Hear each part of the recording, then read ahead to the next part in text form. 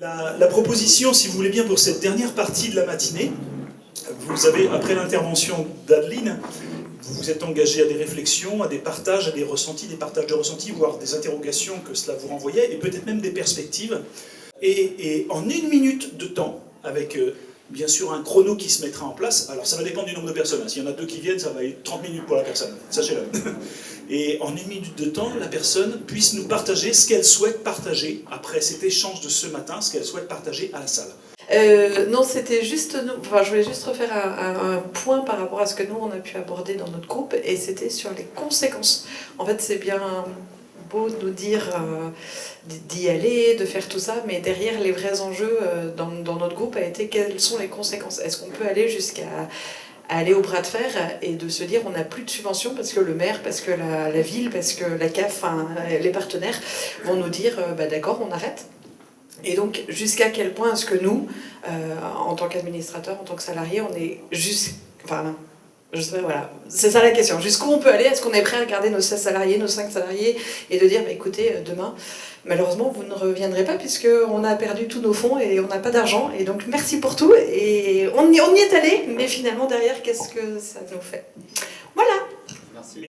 Une chose, ça fait beaucoup de choses, mais la plus fondamentale pour moi, c'est que nous apprenions à désobéir discrètement. Merci de vous. Voilà. Et le suivant, il récupère les 30 secondes plus les 45 du...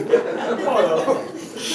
Eh ben, merci beaucoup pour cette désobéissance discrète. Je suis Lucas Pousset, animateur jeunesse au centre social Indigo, centre social qui est juste à côté, du côté de Sèvres-Moine. C'est pas notre territoire ici, mais on est tout proche. J'ai été poussé par mon groupe méchamment pour venir ici. La loi de la démocratie, non ? C'est ça, exactement. Ce que je voulais partager, c'est notre expérience au centre social. Il y a 2 ans, la commune a décidé d'absorber la ludothèque, qui était associative. Il y a 1 an et demi, Sèvres-Moine a décidé de couper les vivres pour l'animation jeunesse, et donc il y a un poste qui a été retiré en animation jeunesse.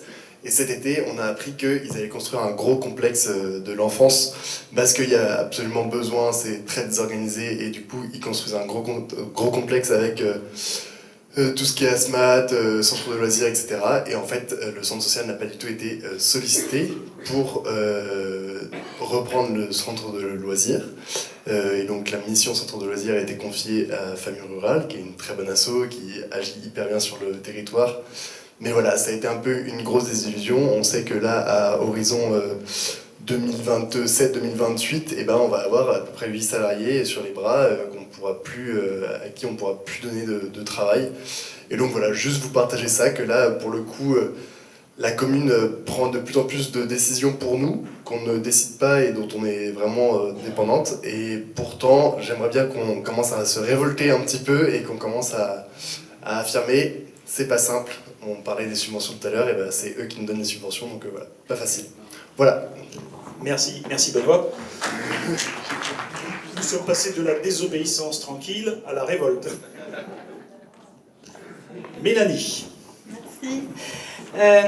C'est bien parce que ce que je voulais dire fait suite aux deux personnes d'avant.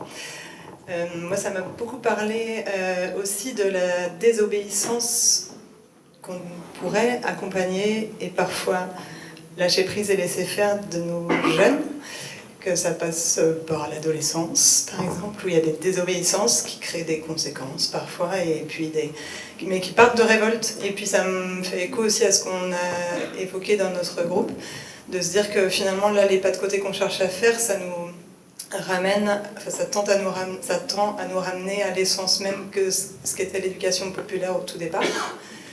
Et pourquoi pas partir aussi de nos jeunes qui ont envie de désobéir avec cette révolte qui est là, qui parfois a envie de rester discrète mais gronde à l'intérieur, et comment faire pour l'accompagner à ce qu'elle sorte en construction collective. J'ai beaucoup aimé ces dynamiques collectives de désobéissance. Ça peut faire peur, peur des conséquences notamment. Et nous, on a pris le parti sur le centre où je travaille, de parti pris du dialogue, donc plutôt que de dire non, d'exprimer ce sur quoi on souhaitait être évalué, que notre action puisse être regardée avec d'autres indicateurs que des fiches actions ou des indicateurs chiffrés justement, et donc d'être plutôt apprécié sur les processus, sur les chemins, sur les méthodes en fait qu'on utilise, et puis sur les impacts également que l'on produit. Tout ça en dialogue avec la CAF. On a également parlé avec la ville. Pour le moment, les voyants sont plutôt ouverts, donc on va voir dans les mois à venir. Mais moi, je pense qu'un dialogue est possible. Et moi, je suis inconditionnellement positive. Géraldine, donc je suis CCC Château à Rezé.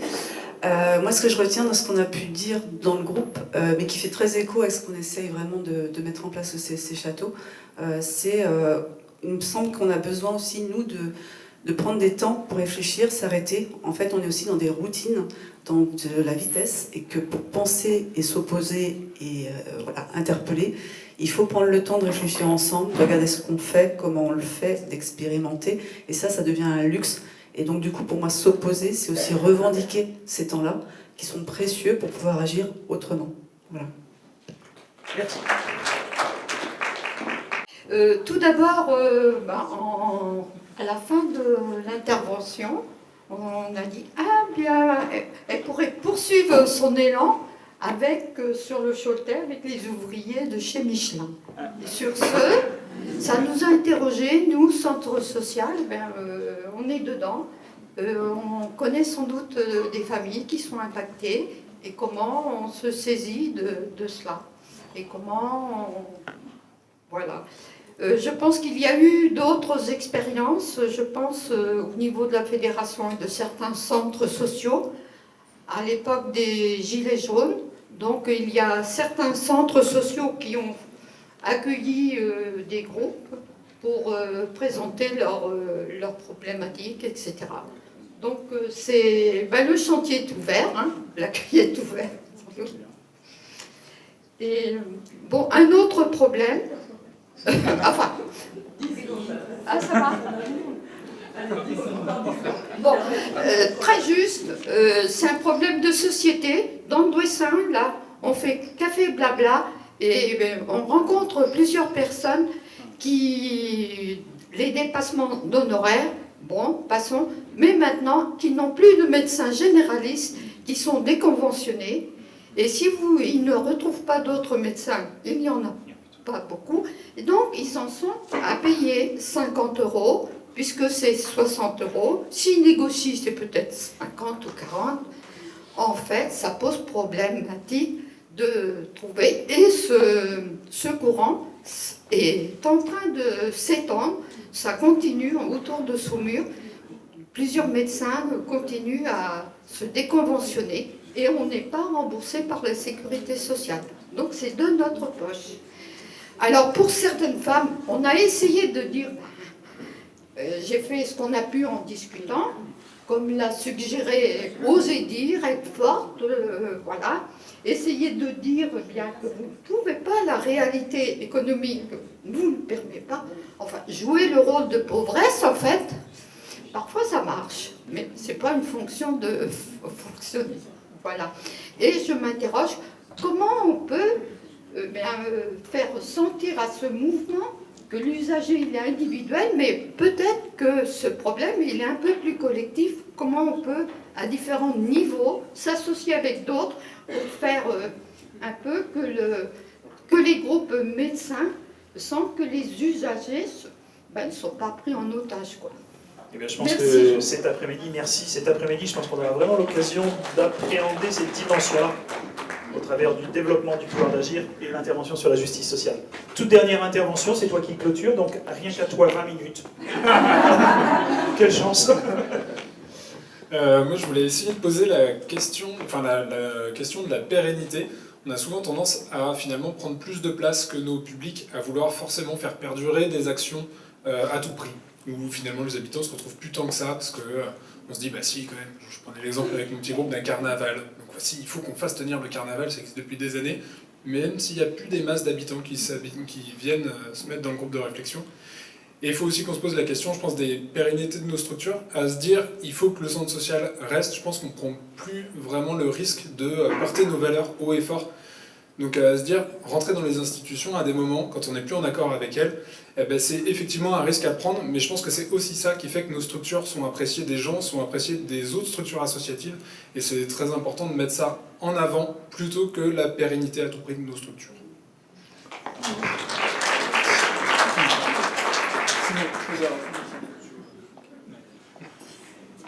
Merci. Merci pour toutes ces interventions. Adeline, alors pas forcément dans une vision de répondre, pas forcément dans une vision de clôturer, mais peut-être d'apporter un regard en plus qui semblerait peut-être intéressant de vous partager avant ce temps de repas. Adeline, merci. J'essaie de voir si j'ai je peux proposer des choses par rapport à ce que vous avez dit. Si ça vous donne des envies de réaction, hein, vous pouvez refaire la comme ça je m'arrête. Mais moi, quelque chose qui m'a... c'est la personne du Sud-Loire, envers, j'ai pas votre prénom, désolé, qui disait, on a pris le parti pris du dialogue, et j'ai trouvé ça super intéressant, parce que le dialogue, c'est pas rien. Le dialogue, c'est le dialogique, et le dialogique, c'est le fait de se laisser transpercer par ce que nous dit l'autre. Sinon, on n'est pas dans le dialogue. Ce qui fait dialogue, c'est le fait d'être prêt à réellement entendre et à se laisser corrompre d'une certaine façon par la pensée de l'autre. Et c'est vraiment pas rien. Et il y a beaucoup de dialogues qui n'en sont pas, en fait. Qui ne sont pas... Et d'ailleurs, les débats, qu'est-ce que c'est qu'un débat débattre consiste à être prêt et prête à changer d'avis. Sinon, c'est pas un débat. Ce qu'on voit à la télé, les débats télévisés, c'est pas des débats. C'est deux paroles qui se confrontent. Mais un débat nécessite d'être potentiellement prêt ou prête à changer d'avis. Le dialogue, c'est pareil. Il y a dialogue s'il y a potentiellement transformation. Donc c'est vraiment pas rien. Et c'est là où la limite entre dialogue et négociation est est fine. Potentiellement, on pourrait dire que c'est la même chose. Peut-être une différence, ce serait que le dialogue, c'est vraiment de bonne volonté des deux parties, une envie de dialoguer.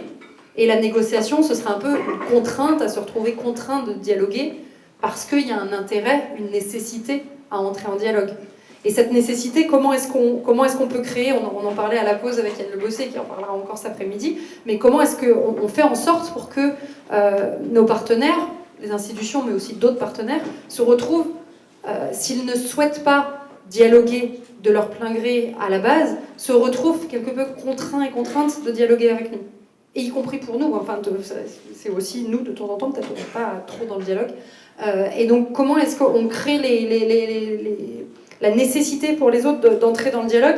Et là, ça pose la question de la place du conflit là-dedans, et donc faire la référence à Michelin, faire la référence aux problèmes très concrets qu'on peut avoir dans la vie de tous les jours, là, l'accès à la médecine, etc. Je pense que vraiment partir des problèmes concrets qu'on a toutes et tous, c'est là qu'est la capacité de mobilisation.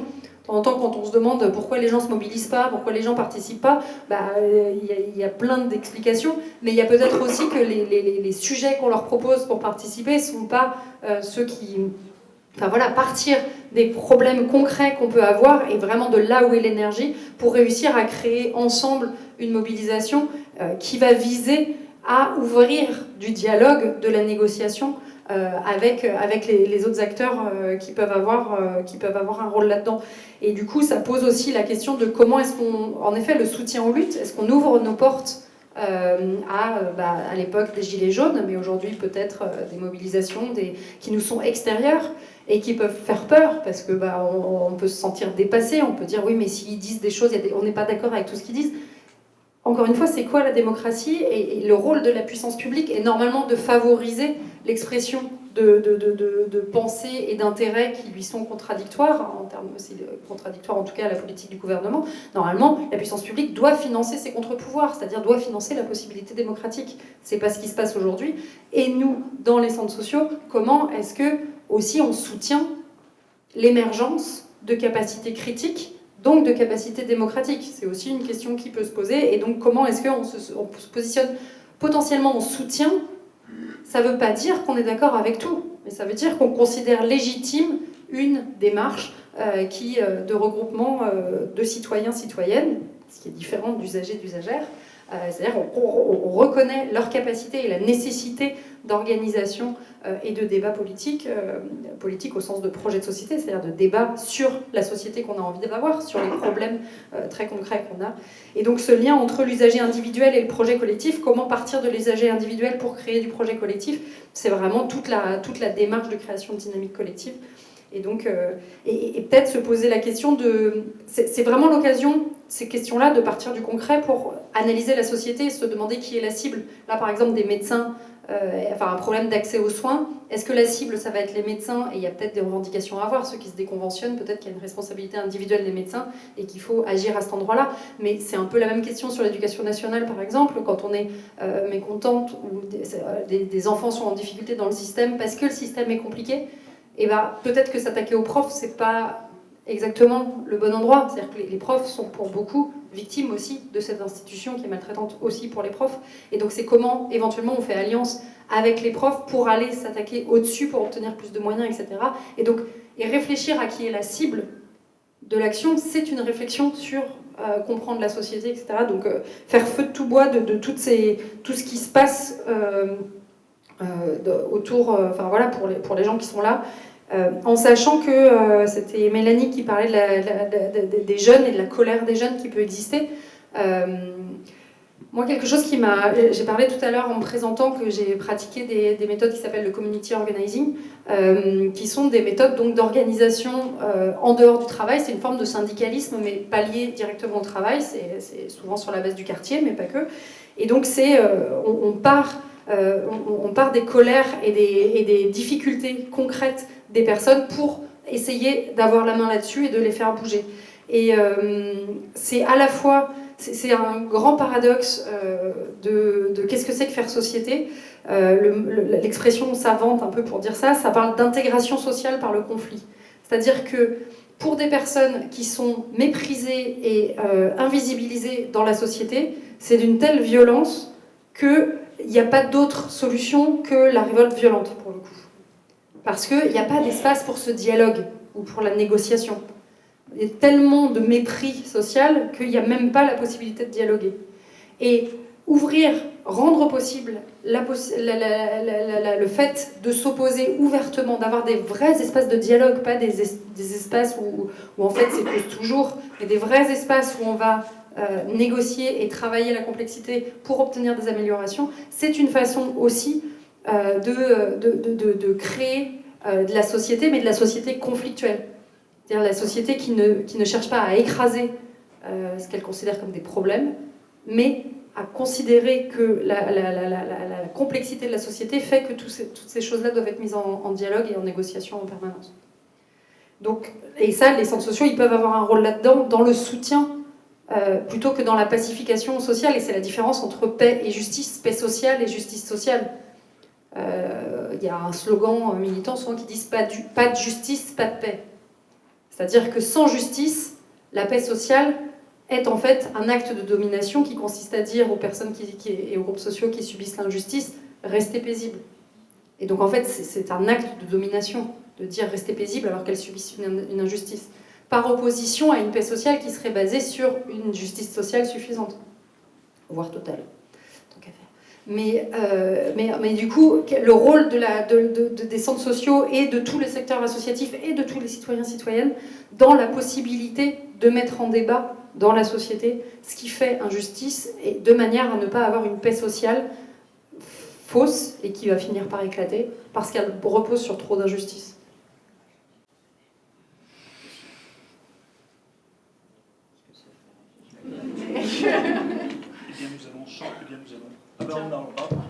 Nous allons chanter une chanson. Voilà.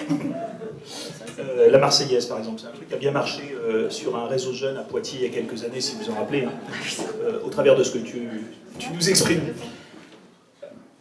C'est bon? On a fait le tour? Je sais pas. Okay. Des envies de réagir dans la salle, de crier, de revendiquer une justice sociale plus forte, ou de laisser la place aux jeunes en se disant c'est eux qui feront la génération de demain, donc on leur met tout sur les épaules. En attendant, nous on a fait notre job.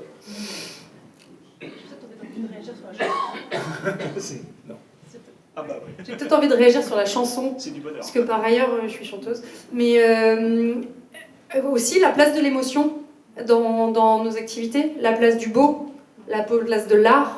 Et je pense que c'est aussi quelque chose qui nous fait peur, et c'est pas neutre en fait que ça nous fasse peur, parce qu'en fait c'est de l'intime, c'est de mettre de soi, et c'est oser aller vers l'émotion. Et si on parle de chanson, c'est pas pour rien que toutes les grandes institutions potentiellement totalitaires s'intéressent à la chanson, que ce soit les églises, les armées, etc. C'est que ça crée quelque chose de très très fort. On va beaucoup mieux au combat ensemble après avoir chanté, parce qu'on se sent super fort. Donc ça peut être utilisé pour de mauvaises choses de mon point de vue, ou ça peut être aussi... en tout cas, je pense que le fait de... On a une frilosité en France vis-à-vis de l'émotion et du partage de l'émotion et d'un partage d'une... L'émotion, on peut considérer que ça a quelque chose d'intime, mais du coup, on est un peu sur ce mythe rationnel. On serait tous des êtres humains identiques, rationnels, etc., ce qui est évidemment parfaitement faux. Et justement, oser aussi aller là-dedans, et ben, c'est aussi, on sait que les centres sociaux sont des endroits absolument d'une richesse et d'une beauté incroyable. C'est des endroits où on peut aussi expérimenter ce genre de choses et vivre les chorales militantes. Merci. Eh bien, Adeline, un grand merci pour cette matinée. On peut la remercier collectivement, je pense.